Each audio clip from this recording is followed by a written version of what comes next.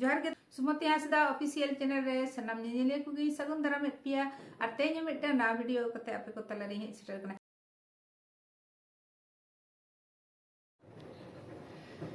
ना दो बुलुंग कना ना दो ना पाउडर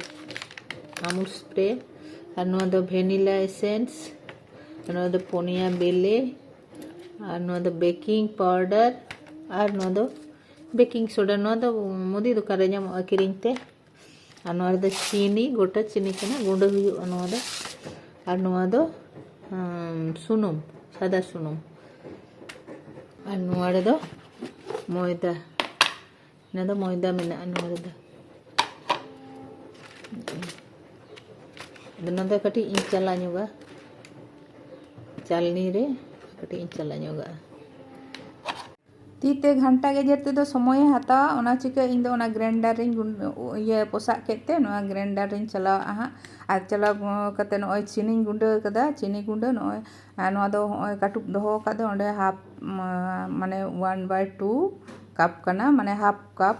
आ नोआ चीनी मिसा कना पोनिया बिली रे हाफ कप चीनी गुंडा और नोआ हो कटी चला ñoगा बांग चला ñoगा खाइ दो बाय ठीक बाय बेना ओना चिका आर नोय मेसा कते होय ग्राइंड का और ग्राइंड कते नोय पुंड गे ñeloग का बुलुंग दो माने कई धारा अल्प बुलुंग लगा हुआ जे परिमाण मतो बुलुंग लगा हुआ और नोय आटा चालनी रे नोआ मैदा कटी चला ñoगा मिड कप समान समान हतायदा नोआते मिड कप खन बेसी दो बांगा जहाँ तीना माप रेना इना गिं हतायदा ओने समान समान पूरा प्लेन नोआ जहाँ तीना मारंग कप इना गिं हतायदा नोआ आटा चालनी रे उबेदा और नोआ रे गिं मेसा बेकिंग सोडा नोआ बेकिंग सोडा 1/4 टीस्पून लगायदा इन और नोआ दो बेकिंग पाउडर नोआ हो मोदी दुकान रे ñamoa जतो गे मोदी दुकान रे baking soda baking powder Modi दुकान रे ñamoa और नोआ दो 1 टेबल स्पून लगायदा और नोय ओना अमूल स्प्रे ओना पाउडर तोवा ओना दो हाफ कप और जतो ओना मैदा सला उब मेसा कते चालनी रे चलायदा नोय चला कटी माने मेसा मा भागी ठीक जाते पूरा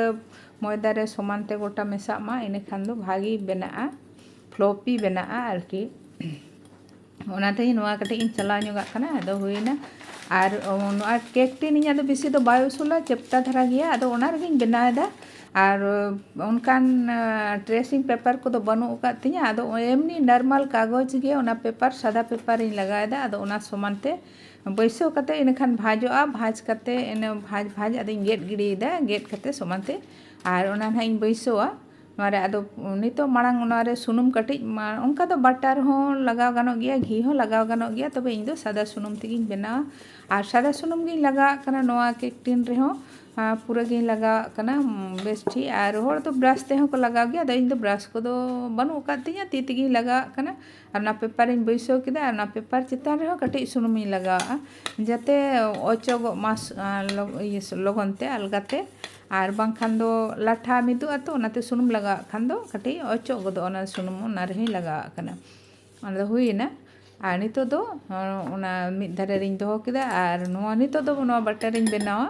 ओना जहाँ केक रेना बटर ना इन बनायदा ओना रे नितो दो सुनुम ओना हाफ कप सुनुम इन लगाव किया और जहाँ बटर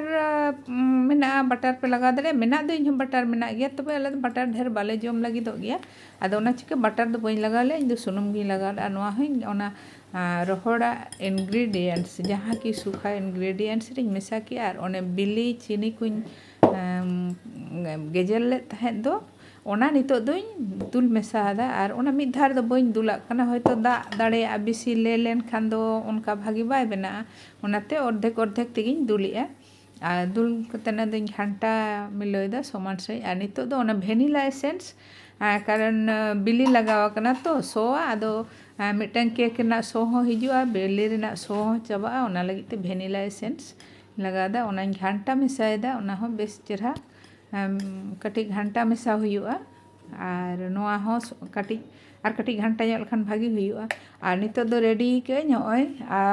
ᱤᱧ ᱫᱚ ᱢᱟᱭᱠᱨᱳ ᱳᱵᱷᱮᱱ ᱨᱤᱧ ᱵᱮᱱᱟᱣᱮᱫᱟ ᱟᱨ ᱡᱟᱦᱟᱸᱭᱟᱜ ᱢᱟᱭᱠᱨᱳ ᱳᱵᱷᱮᱱ ᱵᱟᱹᱱᱩᱜᱼᱟ ᱱᱟ ᱠᱚᱲᱦᱟ ᱨᱮᱦᱚᱸ ᱵᱮᱱᱟᱣ ᱜᱟᱱᱚᱜ ᱜᱮᱭᱟ ᱟᱫᱚ ᱱᱚᱜᱼᱚᱭ ᱢᱟᱭᱠᱨᱳ ᱳᱵᱷᱮᱱ ᱨᱮ ᱤᱧᱟᱹᱜ ᱫᱚ ᱱᱚᱜᱼᱚ ᱱᱚᱝᱠᱟन ᱠᱚᱱভᱮᱠᱥᱚᱱ ᱢᱳᱰ ᱠᱟᱱᱟ ᱚᱱᱟ ᱠᱚᱱভᱮᱠᱥᱚᱱ ᱢᱳᱰ ᱨᱮ ᱢᱟᱲᱟᱝ ᱯᱷᱨᱤ ᱦᱤᱴᱮᱜᱼᱟ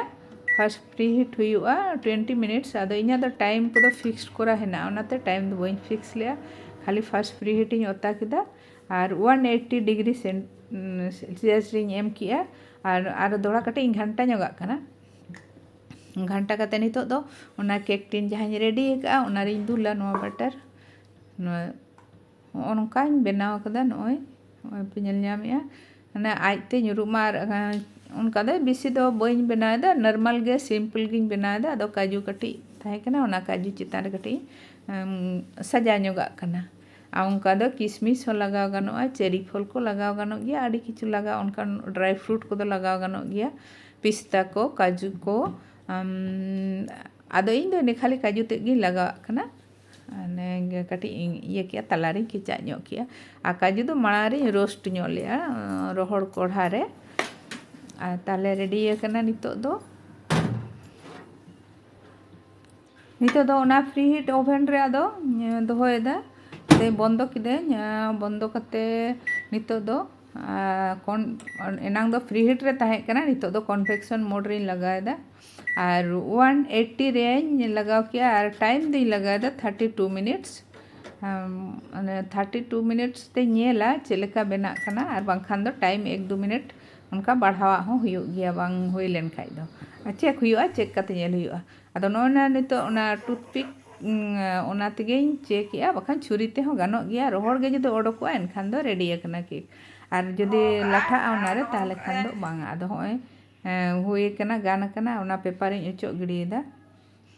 बो नेल ᱧᱟᱢᱮᱜᱼᱟ ओंका बनाव कना आड़ी नरम गे बनाव कना बो नेला आपे हो नोंका बनाव तबन पे बनाव गेलाय पे गिद्रे को जम बुझाव को गिया तो